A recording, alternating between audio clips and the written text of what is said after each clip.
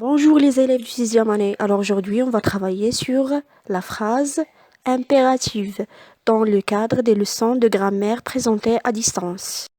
Donc au début, qu'est-ce qu'une phrase impérative et quelles sont les astuces et les caractéristiques de cette phrase qui nous permettent de la reconnaître?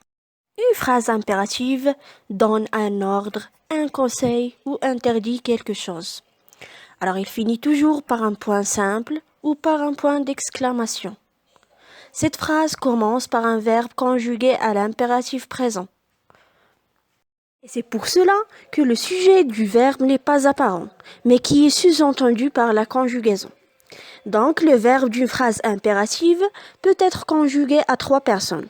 La deuxième personne du singulier qui correspond à tu, la première personne du pluriel qui correspond à nous, et la deuxième personne du pluriel qui correspond à vous. Alors, et pour bien comprendre la notion d'aujourd'hui, voici 3 exemples de la phrase impérative. Écoute bien le professeur. Arrêtez de jouer au ballon dans la rue. Viens ici immédiatement. Prenons maintenant le premier exemple. Alors, il se termine par un point simple. Le verbe est conjugué à l'impératif présent. À la deuxième personne du singulier, c'est le verbe écouter. Alors cette phrase, il donne un conseil. La deuxième phrase, ou bien le deuxième exemple. Arrêtez de jouer au ballon dans la rue. Alors la phrase, il se termine par un point d'exclamation.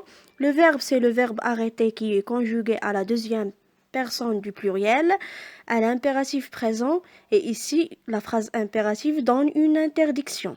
La dernière phrase, ou bien le dernier exemple, vient ici immédiatement.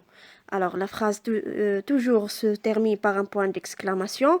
Le verbe est conjugué à la deuxième personne du singulier, c'est le verbe venir. Et la phrase est impérative, il donne un ordre.